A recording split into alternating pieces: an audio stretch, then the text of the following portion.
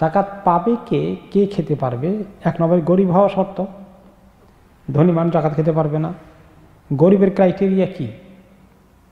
গরিবের ক্রাইটেরিয়া হচ্ছে যে মানুষের বেসিক নিড, জরুরি একান্ত মৌলিক প্রয়োজন মিট করতে পারে না, জোগাড় করতে পারে না।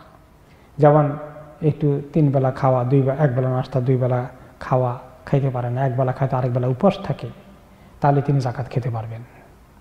তো খাওয়ার টাকা পয়সার ব্যবস্থা আছে মোটামুটি, কিন্তু কাপড় চোপড় কিনতে পারেন না, টানাটানি কষ্ট, ছেড়ে গেছে, কাপড় কিনতে পারছেন না, তাহলে তিনিও মৌলিক প্রয়োজন মেটাতে পারেন না, তিনি জাকাত খেতে পারবেন। তো খাওয়া পড়ার দোনোটা ঠিক আছে, কিন্তু থাকার জায়গার সমস্যা, ঘরে দিয়ে পানি পড়ে, ভেঙে গেছে, ঠিক করতে করার পয়সা নাই, অথবা এত ছোট ঘর, জায়গা হচ্ছে না, একটু বাড়াতে হয়, অথবা এই ছেলে মেয়েকে যেন একটু আলাদা ছোট্ট ঘর করতে হচ্ছে, তার থাকার জায়গা নিয়ে ভীষণ সমস্যা, তাহলে এখান থেকে তিনি জাকাত থেকে নিতে পারবেন। কারণ থাকা মৌলিক বাসস্থান মানুষের একটা মৌলিক অধিকার, এটা মিট করার জন্য নিতে পারবেন।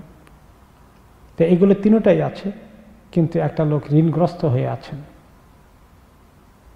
ঋণ শোধ করার মতো টাকা পয়সা নাই, মানুষের তার মান ইজ্জত সব নষ্ট হয়ে যাচ্ছে, মানুষের কাছে তার কোনো আর মূল্য থাকছে না, সে মানুষকে দেখে পালায়, কোত্থেকে টাকা দেবে? তাহলে ঋণ শোধ করা, ঋণগ্রস্ত ব্যক্তি গারিমিন, সে জাকাত দিতে পারবে। এগুলো মোটামুটি ঠিক আছে, এমন ঋণ নাই, খাওয়া দাওয়া চলে ঠিক মতো, কিন্তু জটিল রোগ হয়েছে, চিকিৎসার জন্য পয়সা করি নাই, ডাক্তার কবিরাজ করার মতো, হসপিটালে যাওয়ার মতো ম্যানেজ করতে পারছেন না, তাহলে চিকিৎসা একটা মৌলিক প্রয়োজন, এটার জন্য তিনি জাকাত দিতে পারবেন। বাকি অভাব না থাকলেও চিকিৎসার কারণে নিতে পারবেন।